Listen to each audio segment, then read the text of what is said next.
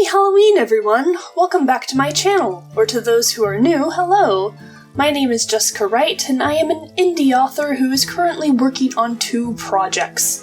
The first project is a children's book heavily inspired by characters I created for a Dungeons & Dragons campaign that I am running, while the other is a young adult fantasy novel about 2 sisters accidentally getting mixed up with the Fae. But before I continue with the explanation of these 2, let's get into the spirit of Halloween, shall we?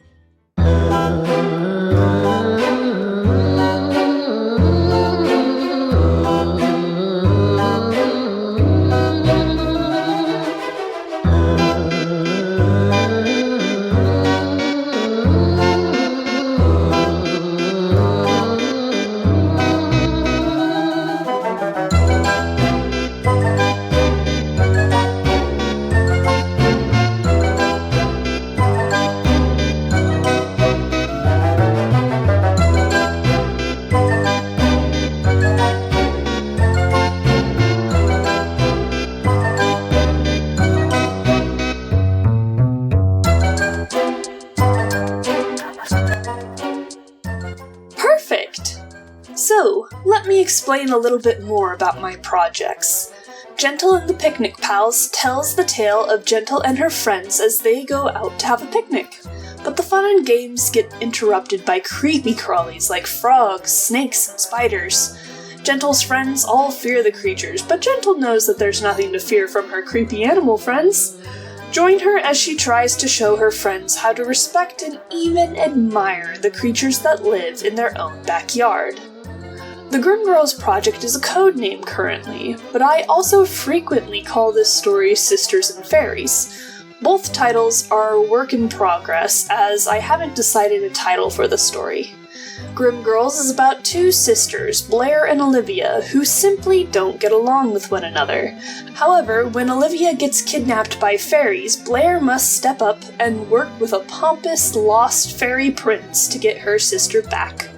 Will she survive the fairy world with her unwilling guide? Who knows, I have not finished writing it yet. Last vlog, I got pretty far in my children's book, even though it was a far cry from the 10 pages I was shooting for by the end of the month. I did manage to get the characters into the fairy world in my YA novel, though, so I count that as a win. This month my goals are to make it to page 12 of my children's book, and try to put in some scenes of my YA novel that make the enemies to lovers trope an actual enemies to lovers trope. Because let's face it, guys, so far, Blair and the prince hate each other. I thought this vlog it would be interesting to talk about what I fear most as an author, and a self-publishing author at that. It goes with the whole spooky Halloween vibe of the month, and I'm sure as fellow wordsmiths, you guys likely have some concerns about the profession as well. But I don't want this to be a depressing video. I think it's important to see that other writers have the same struggles, so we can buoy each other up in these dark, unsure waters of being an author. So feel free to share your worries about writing, authorship, or otherwise down in the comments. But then search for someone who needs a pick-me-up, and give them the confidence to go on. Remember, writers, and anyone else who is pursuing a goal of theirs, you only fail when you quit. And the plan can change, and likely will, but your percentage of getting through changing and scary times has been 100% so far, and that's pretty good. Don't give up. Alrighty, let's get to work and start writing.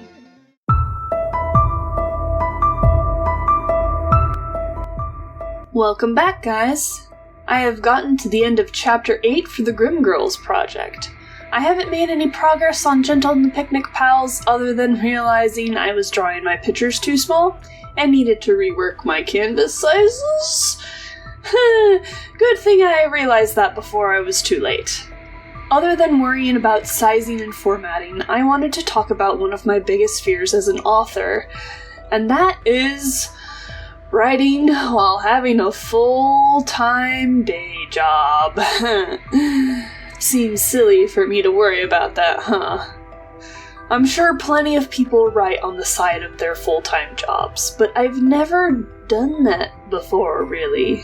Most of the jobs I've held before were part-time, so after work I had the energy to write and doodle a bit. Easy stuff. But jumping from 25 to 40 hours a week? Where's the transition period? Where's the adding on of 1 hour at a time for a week so that we don't die of exhaustion and depression since we feel that we have no time for ourselves to recuperate? I know that I'm being a bit overdramatic here. I know that people are gonna tell me if it's important to you, you'll make time for it. But how am I supposed to make time when there's only a finite number of hours in the day? Think of it this way. There are 24 hours in the day. 8 of those should be used for sleeping, so 24 minus 8 is 16 waking hours in the day. Work usually takes another 8 hours, so we're down to another 8 hours to do whatever in our day.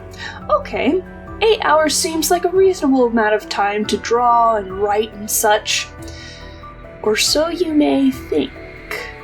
Really, it takes about 1 hour for me to even get to work, so that's another 2 hours of commuting time, down to 6 hours. Then I need breaks for breakfast and dinner at home, and depending on what I'm cooking, that prep time can add a lot to those meals.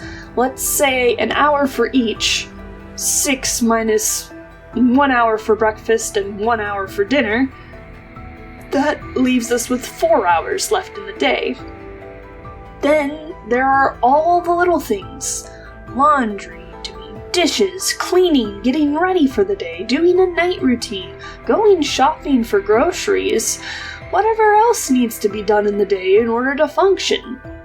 If I'm negating laundry and shopping so I can do those on other days when I'm not working, let's say the rest of the time somehow miraculously only takes an hour out of my day. The grand total? 3 hours of free time each day. 3 hours to write, draw, make videos, relax, exercise, decompress from work, hang out with friends, achieve my goals. Oh my gosh! I feel like that's no time at all. At least when compared to part-time work, or even being a full-time author. Can you see why I'm a bit scared? Why I'm worried that having a full-time day job will be a detriment to my progress as a writer?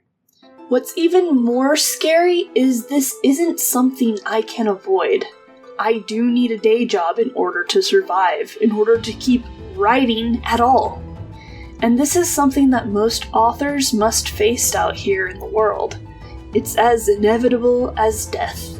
Unless you're one of the lucky ones who gets translated from having to work a full-time job and becomes a well-published author before graduating college. While I'm worried for what the future will hold when starting my full-time position, I know there are authors out there who have successful books that were in my shoes. Heck, there's even successful authors that are still working full-time day jobs while writing. Most of the authors I follow on this platform are full-time mothers as well, and I just don't know how they do it. It's insane, and I respect them.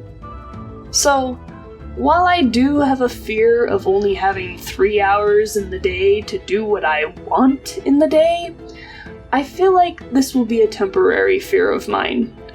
I'll have to learn how to live with it until I can change my station. And if there's one thing I know about life, it's that it changes constantly. So with that fear out of the way, let's do some writing.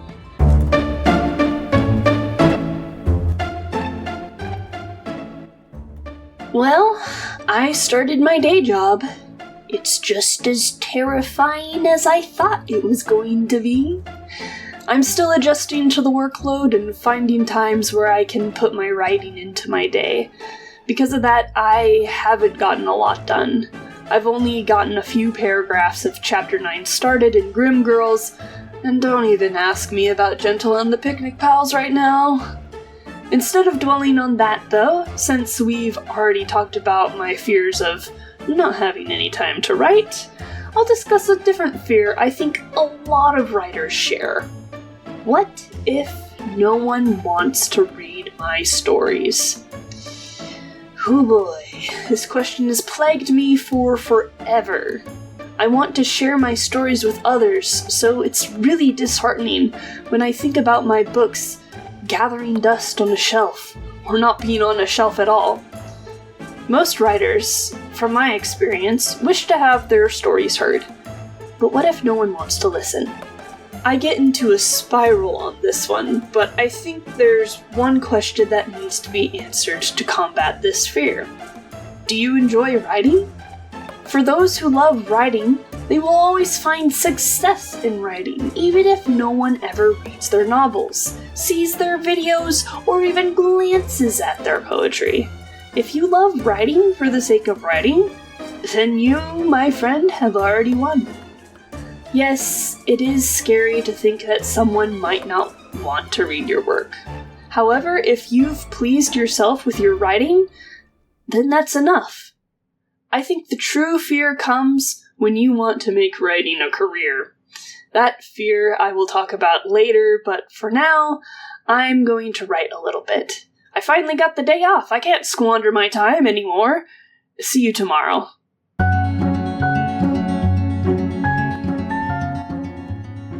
What if you never sell a single book? What if you have a day job for forever? What if you never make writing a career for yourself? What if your dreams of becoming a career author never comes true? I hear you. Writing novels is always a gamble if you're planning on selling your book. Being an author is starting a business. There's no other way around it. Even traditionally published authors have to market their book themselves somewhat, otherwise they go unsold on a shelf somewhere in a warehouse.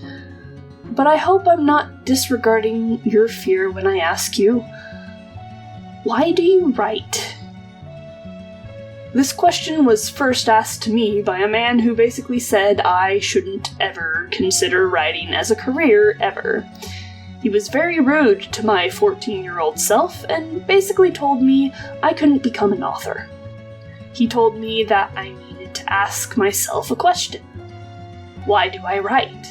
What is the purpose of my writing? Why does the story I'm telling need to be told at all? I didn't have the answer to those questions at the time, so I stopped writing for a long time. Thanks for that, Mr. Man, you're a real jerk. But now I consider the question of, why do you write, one of the best questions to ask a young aspiring author. So, in a much nicer and softer tone, I hope, than when the question was posed to me, why do you write? I write because I love telling stories.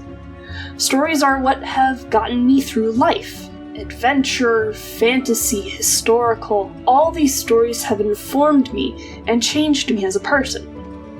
I love making people laugh with a goofy character. I love letting people cry for a character who is processing emotions that are hard to understand on their own. I love building connections between people and letting them see a different or similar perspective to their own. I love the power that storytelling has to bring people together. That's why I write stories. That's why I write at all. Yes, the fear of never being successful in the industry is a huge fear, and one that I still have from time to time. But usually, when that fear takes over, it's because I've lost perspective on why I write. Even if no one buys my books, I will still write. I will still share stories that I love with people, even if I don't get a dime of profit from it, because I love it. And that trumps any fear I have for the future success of my stories. Even if I can never make being an author a full-time job, I will still be writing for as long as I can, and that's pretty good in my opinion.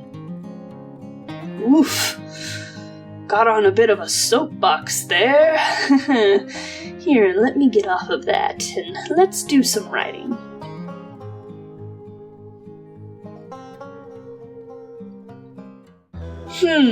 Well, that was an interesting week of writing. I got some of the next 2 pages of Gentle and the Picnic Pals all sketched out, and I got into Chapter 9 of the Grimm Girls project. It's been hard trying to write and learn a new day job at the same time. It's going to take a lot of practice to figure out when I have time to write and when I need a break and just relax a bit. My job requires me to be on my feet for 8 hours of the day. That's ridiculous! My feet hurt so bad. But it's getting less scary as time goes on. I know I'll be able to write and figure out things. It's just going to take some practice. I hope you enjoyed the writing vlog and discussing some of the fears that authors like ourselves have. I hope I've given you some hope in overcoming those fears, though, as you continue on your writer journey. It's okay to be afraid, but don't let the fear hold you back. Your fear is only as strong as you let it be. At least when it comes to writing. Alligators are freaking beasts. They are strong regardless of how much fear you have in them. Please let me know of a fear you have, or give your fellow authors some encouragement in the comments section down below. If you liked the video, or if the video gave you some hope, please consider liking the video and sharing with a friend who needs a little pick-me-up in their writing journey. If you want more videos on writing and storytelling, please consider subscribing. I try to post weekly, so there will be a ton more spooky videos to go around this year. I'll see you around. Happy Halloween!